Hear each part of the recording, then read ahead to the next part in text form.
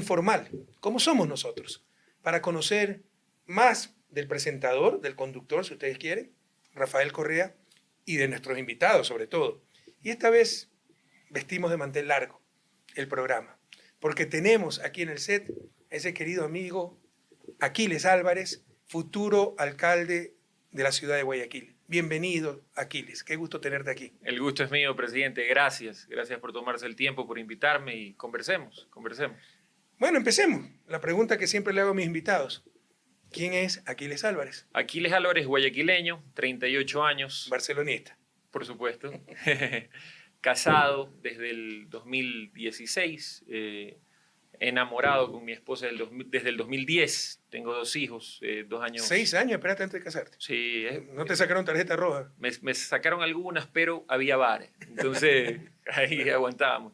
2 hijos, 2 años, 6 meses. Y O sea, como el meme que han sacado en mi relación, todo es culpa, estoy como Correa, porque todo es culpa mía, pero soy como Lazo, no he hecho nada en realidad.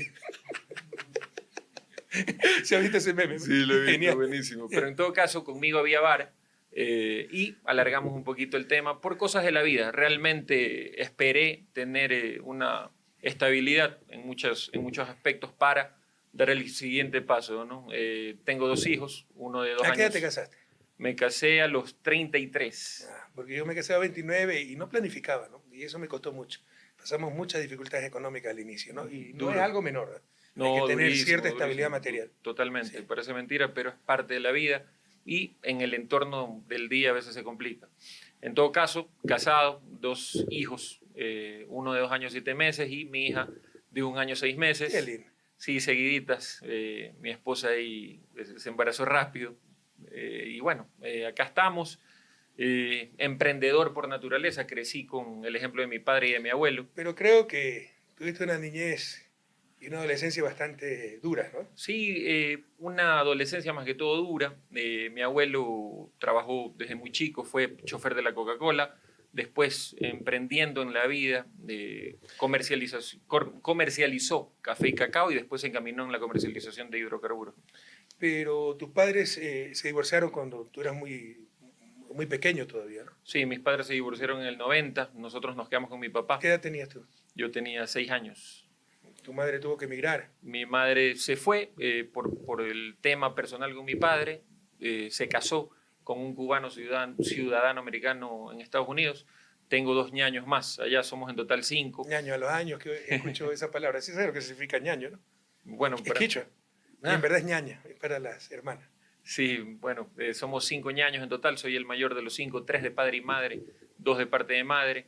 Y fue duro porque en todo este proceso, primero mi abuelo muere en el 98, mi padre, hermano mayor de 5 hermanos, empieza a tener problemas familiares con los otros hermanos, ¿no? Y este patrimonio que había formado... Eso es lo más horrible, ¿no? Horrible. Cuando pasan esas horrible. cosas en la familia. Claro, y los que más lo sufren son los primos, los nietos, porque te quedas con una abuela viva que ya empieza a tomar posturas y empieza todo este problema familiar de divisiones y este patrimonio que conformó mi abuelo con 40, 50 años de trabajo se destruyó. Entonces, todo ¿Qué tenía tu abuelo? ¿A qué se Mi dedicaba? abuelo comercializaba combustibles, primero estaciones de servicio, tenía algunas gasolineras en Guayaquil, después formó su propia red de distribución que se llamaba Petrol Grupsa, era la red de distribución más grande del país con unas, ¿Ah, sí? Sí, con 240, ¡Wow! 240 gasolineras afiliadas alrededor del país cuando habían 900. ¿Cómo era la marca? Petrol Grupsa se llamaba, Ah. era una P con los colores de la bandera del país, amarillo, azul y rojo. Entonces, todo eso se vino abajo por egos, por luchas, por pugnas de poder, por $1 más, $1 menos, Con ambiciones. por ambiciones. Y bueno, eso llevó a que mi padre, tengo la convicción 100% de que murió por eso, ¿no? Por ser el Murió muy hermano joven, mayor, por ser el hermano mayor, absorber todo eso. A los 46 años falleció de un infarto. Eso hizo que yo, como hermano mayor a los 19, tenga que hacerme cargo de mis 2 hermanos de Qué parte dura de que él es, ¿no? Mi hijo tiene 20, no me lo imagino en esa situación. Sí, duro, fue durísimo y tocó ver cómo solucionar, ¿no? En ese momento ya con un patrimonio totalmente destruido, prácticamente en cenizas, la primera opción era ir donde mi madre, que era ya ciudadana americana, y a nosotros nos había pedido y éramos residentes americanos. Entonces teníamos seguro social para trabajar en Estados Unidos. Estudié un poquito, pero tenía tantos temas en la cabeza que me enfoqué en querer producir y trabajar. No me fue bien en Miami, en Estados Unidos.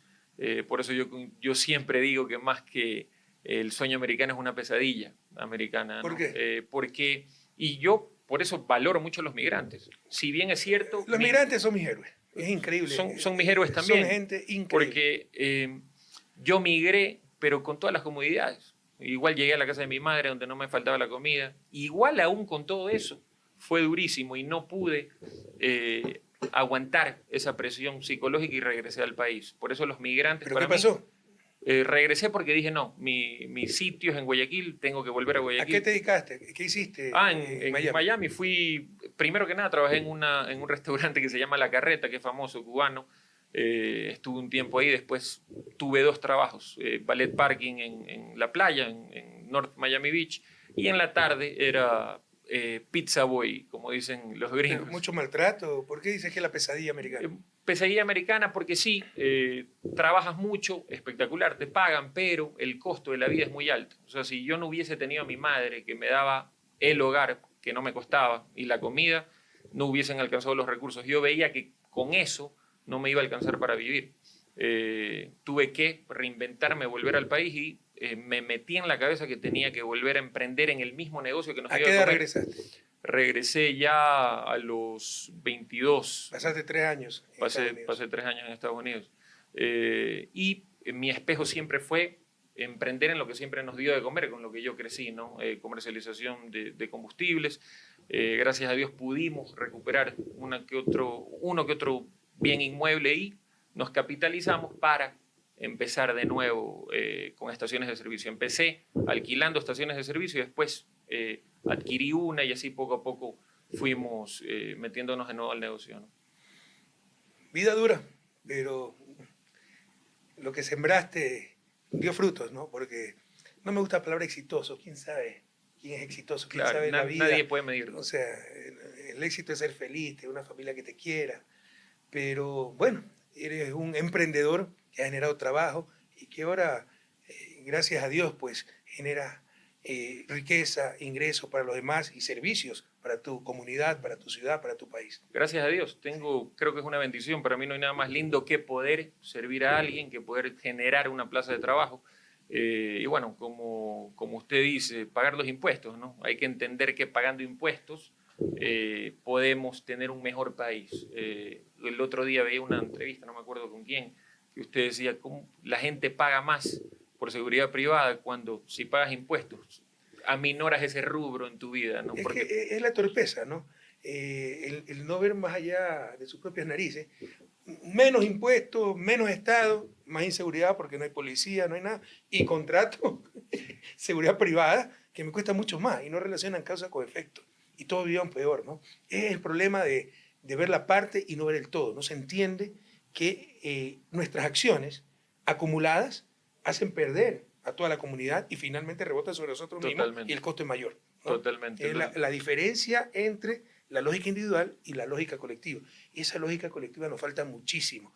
Y esa derecha tonta con ese liberalismo de Kermés nos trata de matar esa lógica comunitaria. No, el fin del lucro, el individualismo, solo ve tu propio bienestar.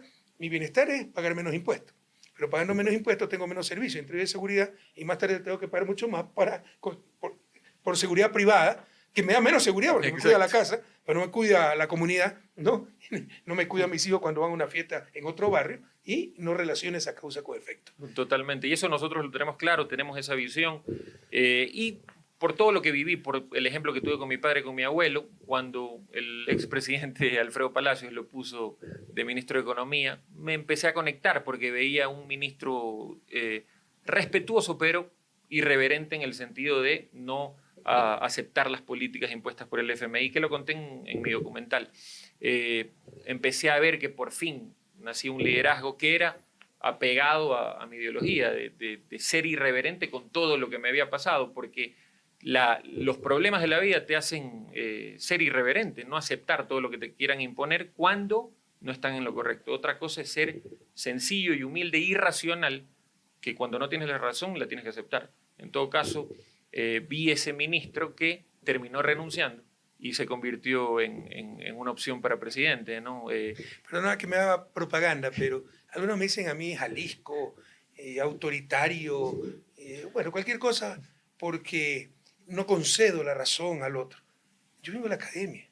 Si el otro tiene razón, ni siquiera tenemos que discutir, se la voy a dar. Los que me conocen saben que cuando me equivoco, y es evidente que me equivoqué, ni siquiera hay que empezar a discutir, perdona, corrigamos. Pero cuando alguien no tiene la razón, por poderoso que se crea, por todo lo que haga, no se lo voy a dar nunca.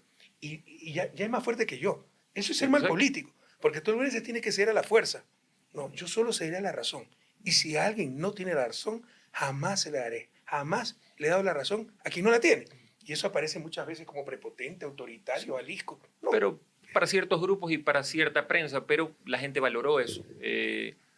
Como usted acaba de decir, enfrentarse con las fuerzas políticas de la época, con líderes que tenían una trayectoria importantísima en esa época, con ese famoso debate donde hay episodios de risa también, ¿no? Pero en todo caso, esa irreverencia y ese contexto me hace ver ciertas similitudes con el momentum que tiene Guayaquil, ¿no? Con lo que está pasando Guayaquil. Eran los líderes del fracaso, ¿no? Uno tiene que ser muy responsable en esto. Si fracasó, si no está capacitado, tiene que dar un paso al costado, nunca aceptar una responsabilidad para la cual no está preparada, ¿no? Nosotros decimos muy bien, el gobierno, ahí están los indicadores mundiales, de organismos internacionales, son datos, no relatos, ¿no? Pero por odio esta gente ha querido destruir una época y ha destruido la patria. En todo caso, si no lo hubiéramos hecho bien, fue el primero en dar un paso al costado. Y esa gente había destruido el país. Acuérdate lo que era el país en el 2006. Y nuevamente aspirar a la presidencia, a los diferentes cargos, para mí es irresponsabilidad. Y que no olvide Guayaquil, en el 2006 yo era el pelado, ¿no? Sí. No, que va a saber hacer las cosas y transformamos la patria. Ahora probablemente Aquiles Álvarez es el pelado, ¿no? Bueno, hagan la analogía con lo que pasó en el 2006. Guayaquil necesita un cambio profundo. Aquiles, otra reflexión muy importante. La mala fe, ¿no? La campaña sucia decía que nosotros somos contrarios a los empresarios. Yo lo dije muchísimas veces. Ecuador necesita 17 millones de empresarios. Sí. Es un absurdo estar contra el sector empresarial.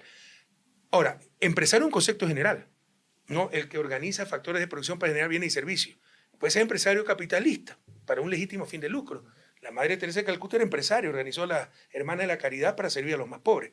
Pero necesitamos esa capacidad de administración, de gerencia, esa capacidad de organizar recursos para generar bienes y servicios. La revolución necesita de empresarios que no los manipulen. Sáquense ese chip de la cabeza, creer que la izquierda está contra el empresariado. No, la izquierda necesita empresarios, pero obviamente empresarios responsables, empresarios no rentistas, que generen bienes y servicios, que paguen sus impuestos. Las 4 éticas. La ética, primero, hacia sus trabajadores, condiciones de trabajo dignas, estabilidad, buen salario. Segundo, la ética hacia sus consumidores, productos de calidad, con responsabilidad. Tercero, la ética hacia la comunidad, pagar sus impuestos, si es posible, los trabajadores de la propia comunidad donde está la empresa, la fábrica, lo que fuere. Y cuarto, la ética hacia el medio ambiente, respetar la naturaleza.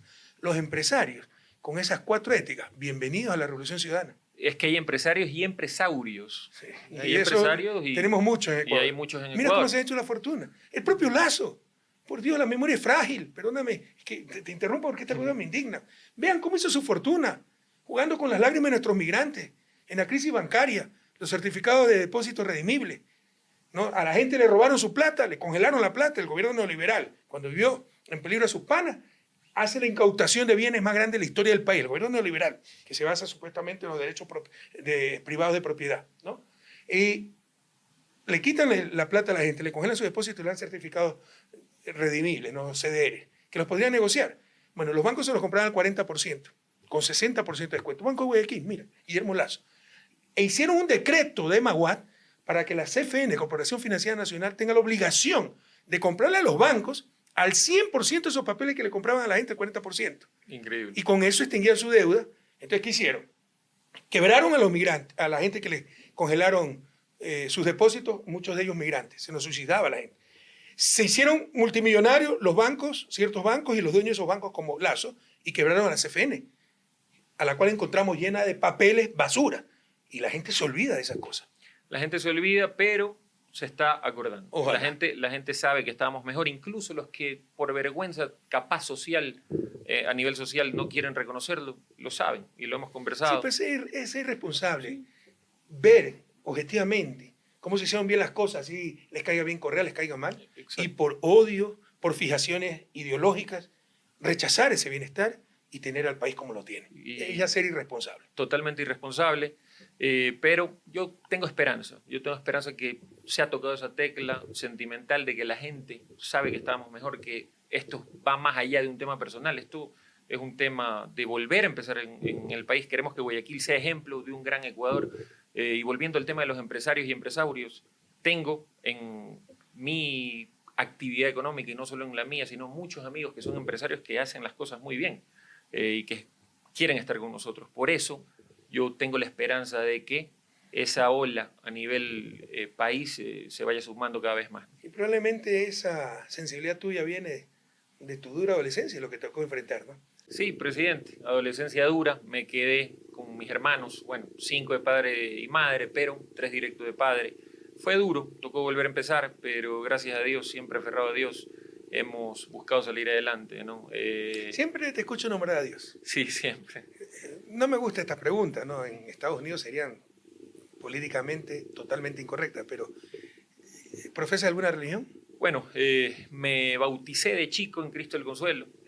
Mi abuelo nos bautizó de chicos en Cristo del Consuelo como católicos. Como católicos. Después, en el camino de la vida. Porque tu padre era evangélico. Mi padre se convirtió al evangelio. Por eso yo, más que creer en religiones, creo en la relación que hay que tener con Dios directa. Por supuesto. Porque es la conexión directa que uno tiene que tener y, obviamente. Pero si eres creyente. Por supuesto, creo en Dios 100%. Sí, yo soy creyente y dudante. Sí, yo soy creyente y por todo lo que hemos vivido, obviamente, uno se aferra también, ¿no? Sí, cuestiono muchas cosas. Bueno, siempre he sido cuestionador, por eso he vivido metido en líos. Pero sí, para mí la fe también es muy importante. Saliste adelante, una linda familia, empresario exitoso, no me gusta esa palabra, empresario que ha logrado sacar adelante su grupo empresarial, generar empleo, generar riqueza, generar ingresos. ¿Por qué meterse en la política? Bueno, tuve un lindo ejemplo. Mi abuelo siempre le gustó la parte social, siempre le gustó invertir en la gente o ponerse del lado del más débil. Por eso esa similitud con esa visión me llamó la atención desde que usted fue ministro. Mi abuelo encaminó o canalizó, mejor dicho, su actividad social en la dirigencia deportiva. Él fue dirigente de Barcelona. Y trabajó mucho con jóvenes y niños en esa época como cantera. Esa fue su forma de canalizar su visión social. Y mi padre se convirtió en cambio en misionero evangélico. Mis hermanos y yo lo acompañábamos mucho por ese Guayaquil oscuro y profundo que hoy sigue existiendo. Hace que no salen los pósteres. Que no salen las fotos. Por eso yo siempre digo, el Guayaquil de verdad. ¿Cuál es el Guayaquil de verdad? El que yo sí viví desde pequeño con mi padre, ir a la chala, hacer campañas evangélicas, que las campañas duran toda la noche, ¿no? Son más o menos vigilias. Y compartíamos con los niños de las zonas, en la chala, en la Isla Trinitaria, en el Guasmo, totalmente abandonados. Hoy paso por ahí, sigue igual. Y ese choque de los fines de semana, de vivir con mi padre todos estos recorridos, y el lunes ir a mi colegio, que era un colegio de clase media alta. ¿En qué colegio estudiaste? Estudié en el Balandra, Cruz del Sur, estudié en el Lobos también, pasé por algunos colegios y ese choque a mis hermanos y a mí nos llamaba la atención porque nos preocupaba. Decíamos, ¿cómo tenemos una vida maravillosa de lunes a viernes y el fin de semana compartimos con niños de que durante la semana a veces no tienen ni para comer? Y ese Guayaquil sigue existiendo. Por supuesto que hay una que otra mejora, pero para la foto. El Guayaquil profundo. No, hay cosas indignantes. ¿no? Hay cosas indignantes. Novelería, o sea que uno, perdona, yo soy profesional en el tema de desarrollo. Entonces, que vengan con ese populismo de las piscinas con olas, cuando la gente no tiene agua, pues. Increíble. Que tablets, Cuando la gente no tiene para pagar el internet, la luz, y si quiere salir a ganar el pan honestamente, le caen a palos los metropolitanos porque informales afean la ciudad, espantan el turismo. ¿Qué turismo va a venir a una ciudad con tanta inseguridad como Guayaquil, que ya está entre las 50 más inseguras del mundo? Y no entiende que gran parte de esa inseguridad es por la falta de empleo, por la crisis que ha generado esta gente. Y una solución, no problema, es ese sector informal urbano. Yo soy especialista en eso. Hice mi tesis de licenciatura y de maestría sobre el sector informal urbano y de Guayaquil. La primera, la licenciatura sobre el sector informal urbano en Guayaquil, y luego la de maestría, sector informal urbano en todo el Ecuador. Y es parte de la solución, no el problema. Esa gente está generando empleo, está reactivando la economía, afean la ciudad, y la transición hasta que se estabilice la economía. Pero mientras tanto, ¿no? Se requieren soluciones, porque esto es una bomba olla de presión, pero no relacionan causa con efecto, y lo que hacen es a ese emprendedor, a esa gente que en lugar de robar está generando su propia fuente de trabajo, le caen a palo los municipales. Los garrotean, los policías metropolitanos los garrotean, pero bueno, tuvimos un gran ejemplo en los 10 años de su gobierno, cuando el Ministerio del Litoral pasó a la Francisco Orellana, lo que más habían eran comerciantes mal llamados informales, y con voluntad se los organizó. Cada uno tenía su kiosquito, cada uno vendía. Y ya los retiraron, ¿no? Ya por odio Increíble. los han garroteado y los han sacado ahí. Ese ejemplo, aunque parezca chiquito, es lo que queremos en Guayaquil. Queremos ordenar a los... Entendamos, cuidado. Quiero dejar extremadamente clara mi posición para que no me la saquen de contexto. Estamos claros que se requiere ornato. Por supuesto. Estamos claros que se requiere orden. Pero mientras haya la crisis que tenemos económica, el desempleo monstruoso, la falta de empleo adecuado, mientras haya los niveles de inseguridad que tenemos, estamos en una transición. Y ese trabajador informal, no te gusta el nombre, técnicamente se llama así, que genera su propia fuente de trabajo, es parte de la solución, no del problema. Exacto. Hasta que se reactive la economía, hasta que haya más fuentes de trabajo del sector formal. Pero no lo entienden así las autoridades de Guayaquil. No lo entienden así, nosotros queremos estar al lado de ellos. Es importante, va a sonar trillado, pero el ser humano por encima del capital va de la mano con eso. Hay que preocuparse por el ser humano. Todos ellos son comerciantes que salen todos los días a querer llevar el pan a su casa. Ahí los garrotean, se quedan endeudados con el chulquero, se quedan endeudados con el que les da la mercadería a crédito, y al siguiente día, ¿cómo hacen para volver a comer? Me agarra el alma esas escenas en que el pobre vendedor informal se agarra su carretillita que se le están llevando a los municipales. Ahí sí muy macho, ¿no? Ahí sí darle palos, y contra la delincuencia, nada. Pero, nuevamente, es la misma miopía de las clases dominantes, ¿no? Como los impuestos, ¿no? Pago menos impuestos, hay menos policía, más inseguridad, y pago el doble para seguridad privada y para vivir peor, porque no me da la misma seguridad que la policía y tener segura toda la comunidad. Acá lo mismo.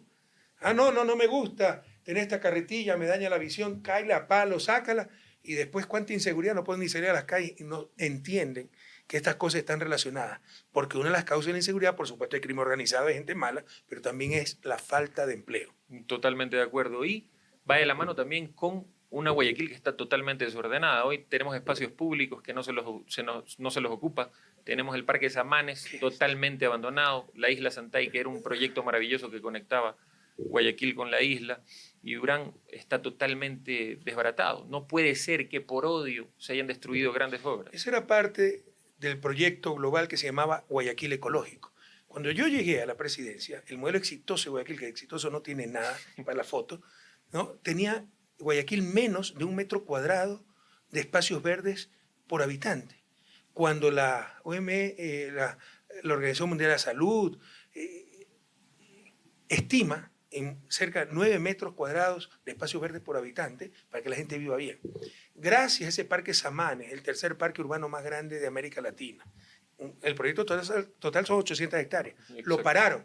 No solo que no lo completaron, lo destruyeron. Pero ni siquiera riegan los jardines. Algo básico. Ni siquiera tienen agua las lagunas donde estaban los botecitos. O sea, ¿qué tiene que ver eso con altos precios del petróleo? ¿Qué tiene que ver eso con el narcotráfico? Exacto. Pura desidia, puro abandono. El otro, mira, uno tiene sus engreídos, ¿no? Y uno de mis proyectos engreídos era Guayaquil Ecológico, mi ciudad. El Parque Samanes, la isla Santay. Esos son los puentes peatonales levadizos más largos del mundo. Y cruzar 600 metros, 800 metros de puente y estar en un ecosistema totalmente diferente, con unos manglares espectaculares. Maravilloso. Eso es único. Hermoso. Dejaron destruir. La otra vez se soltó un barco, chocó contra el puente Y viene un desubicado de la Armada a decir que hay que mover el puente, que hay que sacar los puentes. O sea, ese es el único país del mundo donde se hizo una estupidez de ese tamaño. Y el tercer componente de Guayaquil ecológico eran las riberas del Salado. El Salado es mar. Mis abuelos se bañaban en las playas del Salado. Mi padre también alcanzó eso en su niñez. Hoy es imposible, pues camina sobre el agua de lo contaminada que está el agua. Exacto. ¿No? Nosotros con qué gran esfuerzo rubicando a esa gente, iban los socialcristianos a defender los derechos de la gente, a oponerse de lo que ellos tenían que hacer, a lo que ellos tenían que hacer. Y lo estaba haciendo